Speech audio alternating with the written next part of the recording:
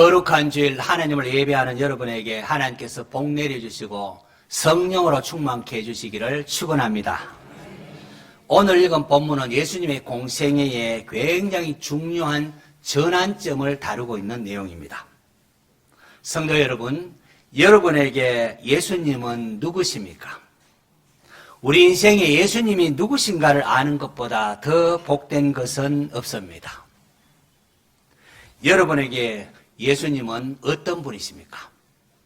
예수님은 빌립보 가이사랴 지방에 이르렀을 때에 제자들에게 너희는 나를 누구라 하느냐라고 물으셨습니다. 그때 시몬 베드로가 대답했습니다. 주는 그리스도시요 살아계신 하나님의 아들이시니이다. 그러자 예수님께서 베드로를 향하여 바요나 시몬아 내가 복이 있도다 칭찬하시며 너는 베드로라 이 반석 위에 내 교회를 세우리라는 황홀한 축복을 받습니다. 예수님께서 지금까지 제자들과 함께 거하시면서 하나님 나라를 선포하시고 수많은 병자들을 고치셨습니다. 귀신들도 쫓아내셨습니다. 파도를 잔잔케 하시고 바다 위를 걷는 이적도 제자들이 보게 하셨습니다. 오병이어로 5천명이 넘는 많은 사람을 배불리 먹이기도 하셨습니다. 이러한 모든 것들, 이것은 예수님이 하나님의 아들이심을 계시하는 것이었습니다. 그런데 보십시오.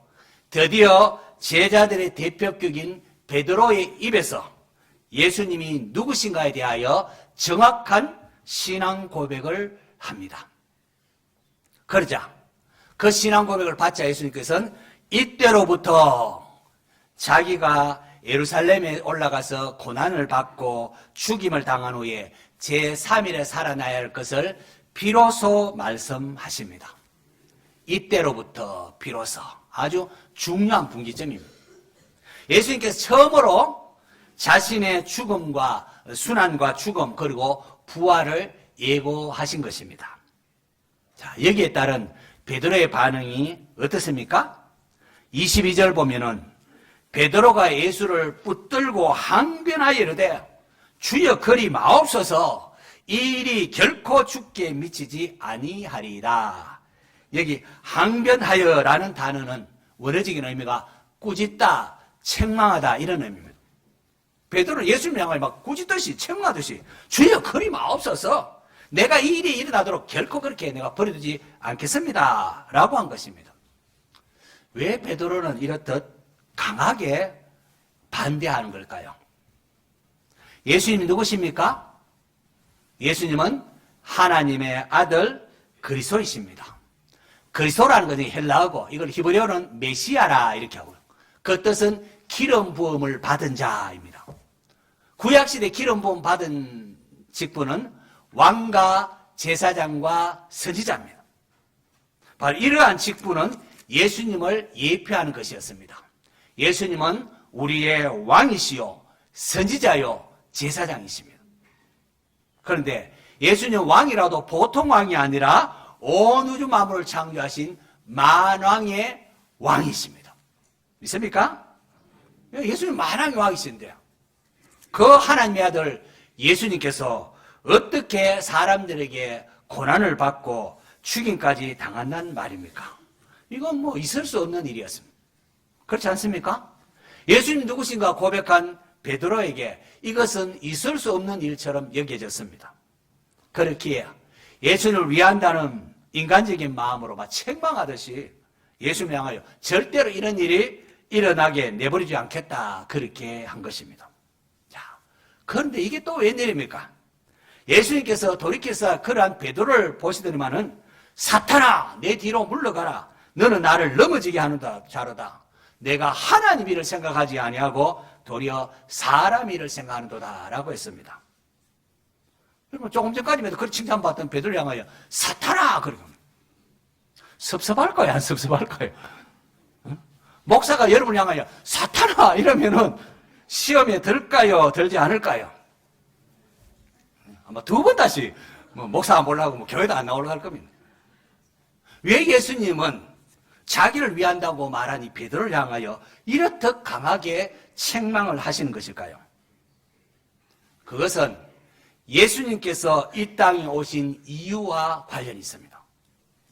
예수님이 하나님의 아들이시지 않습니까? 그 하나님의 아들이 하늘의 영광 보좌를 버리고 이 낮고 천한 땅에 사람이 되어 오셨습니다.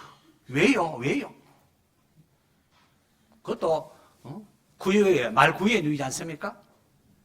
마태는 그의 복음 서두에 예수 그리스도의 나심을 소개하면서 아들을 낳으리니 그 이름을 예수라 하라.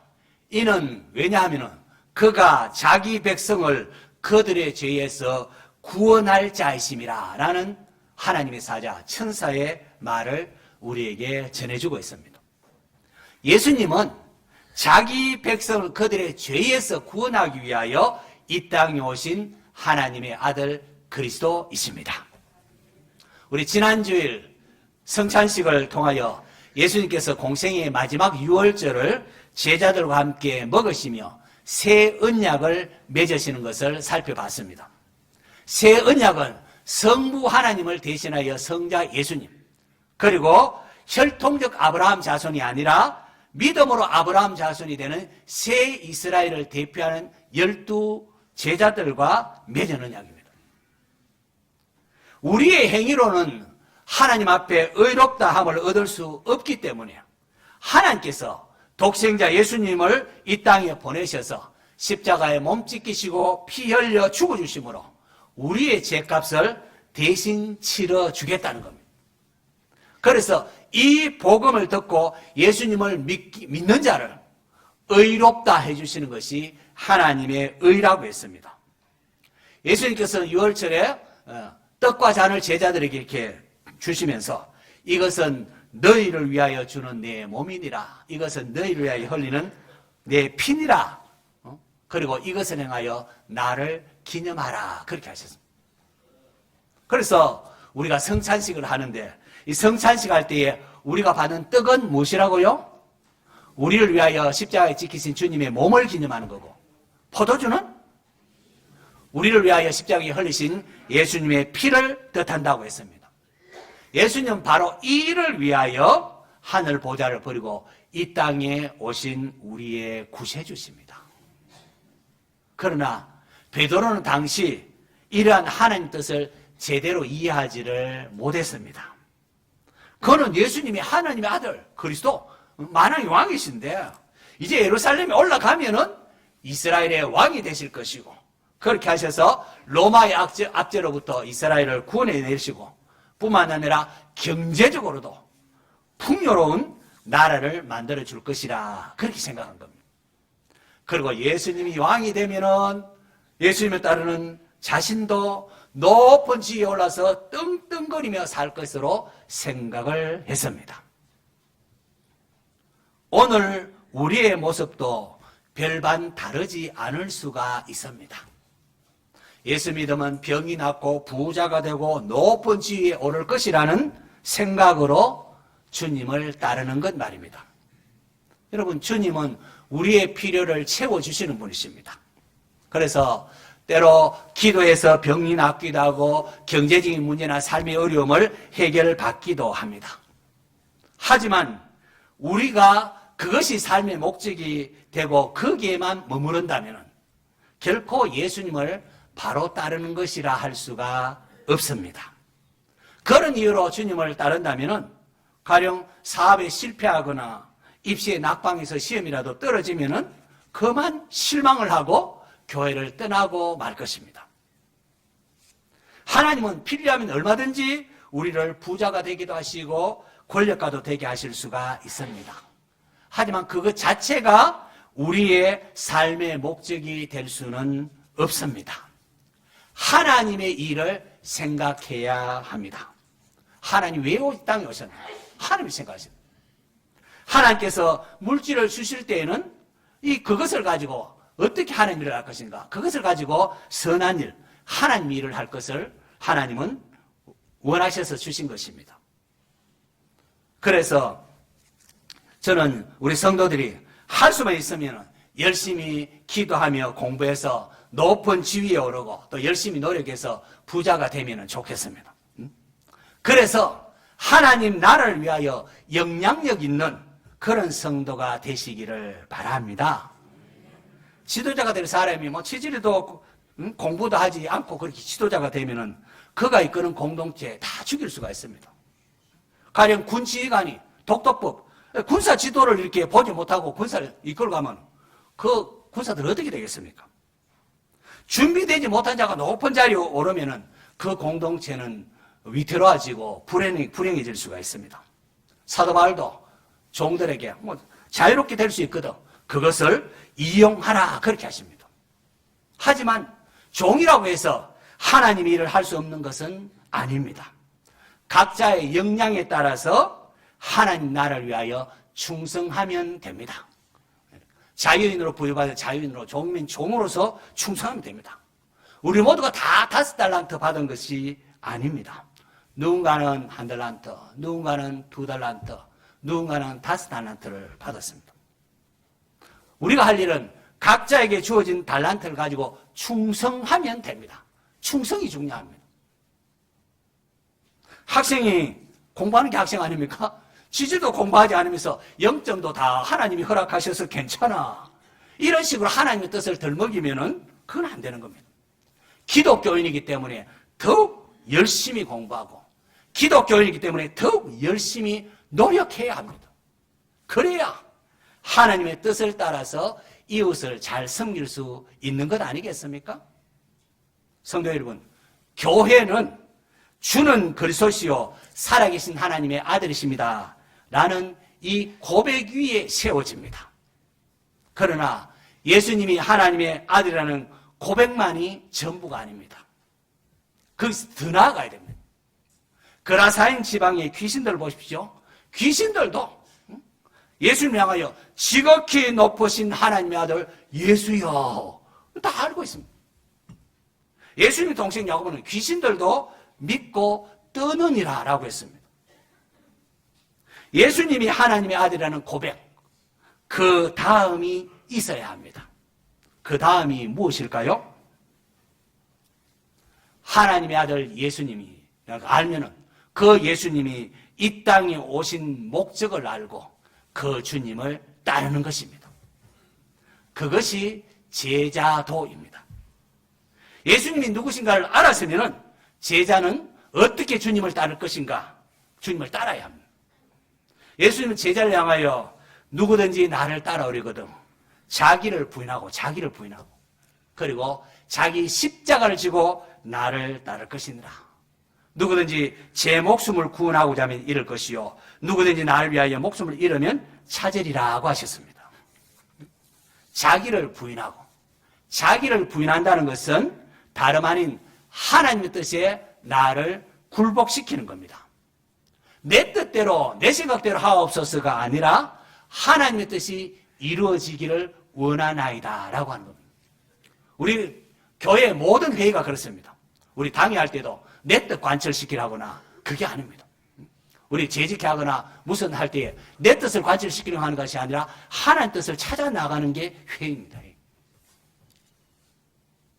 많은 사람들이 기도를 하면서도 평안을 누리지 못하는 게 왜 그렇습니까? 하나님 뜻을 구하지 아니하고 내 뜻을 구하기 때문이 십상입니다. 아이고 기도하면서 내 뜻대로 돼야 되는데 내 뜻대로 하나님 역사하지 않으면 어떨까? 그런 염려. 하나님을 믿으시기 바랍니다. 내 뜻과 하나님 뜻 어느 것이 더 좋을까요? 모든 지각이 뛰어난 하나님입니다. 하나님의 나라는 의와 평강과 희락이라고 했습니다. 하나님의 뜻을 나를 굴복시키면 마치 나만 실패자고 죽을 것 같지만은 아닙니다. 놀랍게도 반전이 있습니다. 하나님 뜻은 나를 굴복하면은 거기에 새 생명의 역사가 일어나고 세상이 알지 못하는 평화가 임합니다. 그렇게 기도하고 난 뒤에는 하나님 뜻이 이루어지기를 내 뜻이 아니라 하나님 뜻이 이루어지기를 맡길 줄 알아야 됩니다. 그럴 때에 평강이 임합니다. 예수님께서 빌립보 가이사랴 지방에 이르시되 너희는 나를 누구라 하느냐라고 물으심을 주목하십시오. 어디서요? 이때로부터 할 때가 바로 빌립보 가이사랴 지방에서 거기서 너희는 나를 누구라 하느냐 물으셨습니다. 빌립보 가이사랴는 황제의 이름을 가진 도시입니다. 헐몬산 중턱에 있는 황제의 이름을 가진 도시. 헤롯 대왕의 아들 빌립이 그곳에 도시를 건설하고 로마 황제 가이사에게 바친다고 해서 그곳 이름을 가이샤라라 이름 붙였습니다. 근데 지중해에 가이샤라는 지명이 또 있지 않습니까? 그래서 그것과 구분하려고 빌립보 가이샤라 또는 가이샤라 필립보, 그 가이샤라입니다. 그곳이. 그 필립보 가이샤라 헐몬의 중턱인데 거기서 이렇게 아래로 이렇게 보면 그 아래 갈릴리 호수가 쫙 펼쳐져 있습니다. 사람들은 그 갈릴리 호수를 황제의 이름을 따라 디베랴 호수라 그렇게도 불렀습니다. 요한복음 21장에 가면은 그 후에 예수께서 디베랴 호수에서 또 제자들에게 자기를 나타내신 일이 이러하니라 라고 기록하는 것을 볼 수 있습니다. 갈릴리 호수를 왜 디베랴 호수라 했을까요? 왜 예수님께서 황제 도시를 걷는 빌립보 가이사랴 지방에서 자신이 누구인가를 물었고 자신이 고난받고 죽임당하고 제3일엔 살아날 것을 비로소 제자들에게 말씀하셨을까요? 왜 그랬을까요?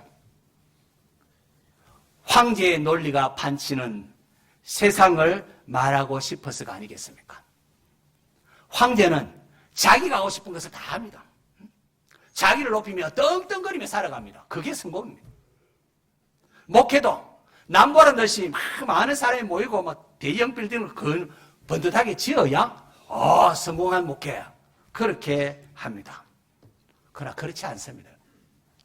황제 논리가 판을 치는 세상에 예수님은 제자들에게 십자가의 길을 제시하십니다. 미자리 교회라도 거기서 올바른 말씀을 선포하고 하나님 사랑을 실천해 나가면 실패한 목회라고 하지 않습니다. 여러분. 예수님께서는 제자들에게 또 자기 십자가를 지고 예수님을 따르라고 하셨습니다. 당시 십자가라는 것은 오늘 우리처럼 장식품을 이렇게 자랑하며 붙이고 있는 게 아닙니다. 십자가는 끔찍한 사형틀입니다. 십자가는 죽음을 뜻합니다. 그러니 자기 십자가를 지고 예수님을 따른다는 것은 생명을 다하여 주님을 따르는 것이라고 할 수도 있습니다. 성도 여러분, 하나님께서는 우리 각자에게 메어준 십자가가 있습니다. 나에게 주어진 삶의 여러 환경들, 어떤 분은 노쇠한 부모님을 섬기는 것, 또 아픈 남편이나 자식들을 돌보는 것, 가난한 가정에 태어나서 참 경제를 책임져야만 하는 것들 등등등 때로 팽개치고 도망가고 싶을 것입니다. 하지만 자기에게 주어진 십자가 그것을 달게 지고 주님을 따르는 것이 신앙입니다. 우리의 신앙이 그냥 종교 행사에 참여해서 내려라 하는 것이 되어서는 안 됩니다. 우리가 함께 이렇게 모여서 하나님을 예배하고 또 성령의 능력을 덧입어서 내게 주어진 십자가를 달게 지고 가야 합니다. 공무원이 민원들의 요구를 잘 이해하고 해결해 주는 것, 군인이 힘겨운 훈련이지만 잘 감당해서 전쟁에서 나라를 지켜내는 것, 경찰이나 법관이 뇌물을 받지 않고 공의를 행하는 것, 정치, 경제, 사회, 예술, 과학, 체육 등등 모든 영역에서 하나님의 나라를 세워나가는 성도가 되셔야 합니다. 우리의 자녀들을 그런 자녀로 키워야 합니다. 그것이 신앙이고 예수님을 따르는 제자의 모습입니다. 하나님 나라는 나를 부인하고 자기 십자가를 지고 주님을 따름으로 세워져 나가고 이루어져 나가는 것입니다. 예수님의 공생의 초기에 마귀가 예수님을 데리고는 높은 산으로 가서 천하만국과 그 영광을 보여주면서 만일 내게 엎드려 절만 하면 이 모든 거 다 내게 주리라고 했습니다. 예수님께서 이 땅에 오신 것은 십자가에 피 흘려 죽으심으로 인류의 죄를 대신 담당하기 위함입니다. 그것이 성부 하나님의 뜻이었습니다. 그런데 마귀는 십자가 그 고난의 십자가 질 필요 없어. 지지 말고 그냥 내한테 절하기만 해. 그러면 이 천하만국과 영국을 다 내게 주리라. 그렇게 미혹을 했습니다. 여러분, 사탄이 어떤 걸 알아요? 사탄은 거짓말쟁이요. 거짓이 압이라고 했어요. 그의 달콤한 속임수에 속으면은 안 됩니다. 아담의 범죄가 무엇입니까? 아담은 하나님의 주인됨을 인정하지 아니하고 자기가 하나님처럼 되려고 했습니다. 온 우주 만물의 주인은 창조주 하나님이십니다. 인간이 하나님의 주인됨을 인정하면 모든 것을 하나님 주시며 누리게 하셨습니다. 하지만 아담은 선악을 알게 한 나무 열매 따먹으면 죽으리라 하나님 말씀하셨는데, 아니야, 그거 따먹으면 하나님처럼 된다는 이 사탄의 거짓말의 게임에 빠져서 선악과를 따먹었습니다. 이로 인하여 어떻게 됐습니까? 하나님 그렇게 되기는커녕 죽음에 처하고 말았습니다. 하지만 둘째 아담으로 오신 하나님의 아들 예수님은 사탄아 물러가라, 기록되었으되 주 너희 하나님께 경배하고 다만 그를 섬기라 하셨습니다. 예수님은 철저히 하나님의 뜻에 자신을 굴복시키셨습니다. 바로 이것이 하나님의 나라입니다. 하나님께 경배하고 하나님만 섬기는 것, 이게 하나님의 나라입니다. 하나님의 주인됨을 인정하는 겁니다. 하나님의 다스림이 있는 곳이 하나님의 나라입니다. 그러자 마귀는 한동안 아니하고 물러갔다가 또 기회를 봐서 베드로를 이용하여 다시금 예수님을 넘어지게 하려고 했던 겁니다. 하지만 이때도 예수님은 사탄아 내 뒤로 물러가라, 너는 나를 넘어지게 하는 자로다. 내가 하나님 일을 생각하지 아니하고 도리어 사람 일을 생각하는도다 라고 하시면서 마귀를 물리치셨습니다. 예수님은 우리와 100% 똑같은 인성을 가진 예수님입니다. 인성을 가진 예수님께 십자가를 발 앞에 둔 그 상 속에 겟세마네 동산에서 내 아버지여 만일 할만하시거든 이 잔을 내게서 지나가게 하옵소서라고 울부짖었습니다. 하지만 곧이어서 그러나 나의 원대로 마시옵고 어떻게 해요? 아버지의 원대로 하옵소서라고 하시면서 하나님의 뜻에 자신을 굴복시키셨습니다. 그리고 제자들에게 말씀하신 대로 장로들과 대제사장들과 서기관들에게 많은 고난을 받고 죽임을 당하시고 3일에 살아나셨습니다. 그 예수님의 구속사역으로 인하여 저와 여러분의 죄가 용서함을 받았고 하나님의 백성이 되고 천국에 들어갈 수 있게 되었습니다. 할렐루야. 자, 이제는 우리가 그 주님께 반응해야 할 시간입니다. 여러분에게 예수님은 누구십니까? 주는 그리스도시요 살아계신 하나님의 아들이십니다. 그러나 그 고백에만 머무르면 안 됩니다. 그 고백을 머물 것이 아니라 이제는 그 예수님을 따름이 있어야 합니다. 예수님이 왜 이 땅에 오셨습니까?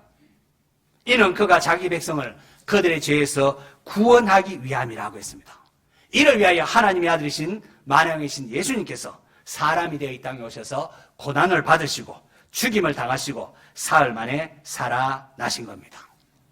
예수님은 황제의 논리가 판을 치는 이 세상에서 제자들에게 나처럼 자기를 부인하고 자기 십자가를 지고 나를 따르라고 하셨습니다. 주님의 그 사랑을 받은 성도라면 우리가 그 주님의 따름이 있어야 됩니다. 주님을 본받음이 있어야 됩니다. 왜냐하면 이것이 바로 자기를 부인하고 자기의 십자가를 지고 주님을 따름이 세상을 구원하는 길이기 때문입니다.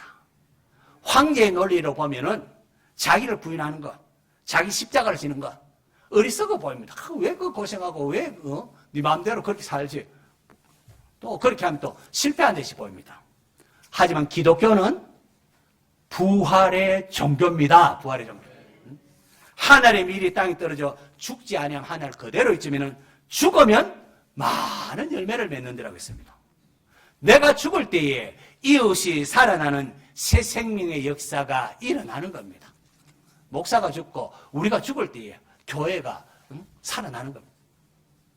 믿음으로 산다는 것은 이 땅에서의 죽음이 끝이 아닌 것을 알기에 소망 가운데에 말씀에 순종하는 겁니다. 다시 한번 믿음으로 산다는 것은 이 땅에서의 죽음이 끝이 아닌 것을 알기 때문에 소망 가운데에 말씀에 순종하는 겁니다.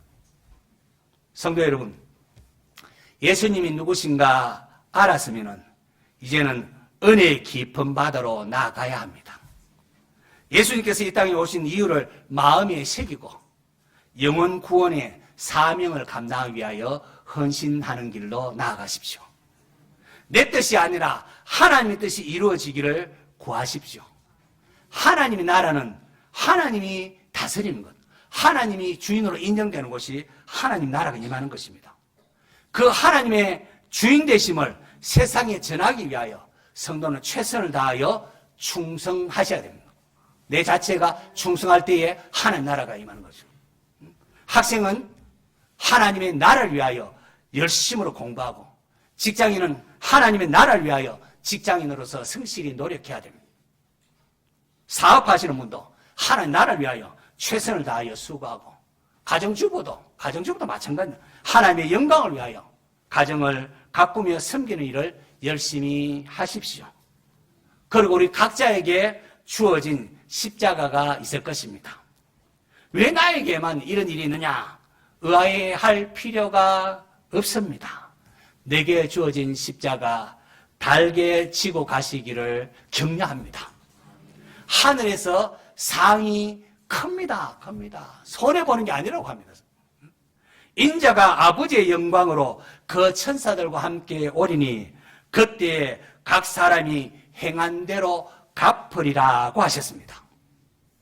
제자는 날 구원하신 주님의 은혜에 감사하면서 기꺼이 자기를 부인하고 자기 십자가를 지고 따르는 자입니다.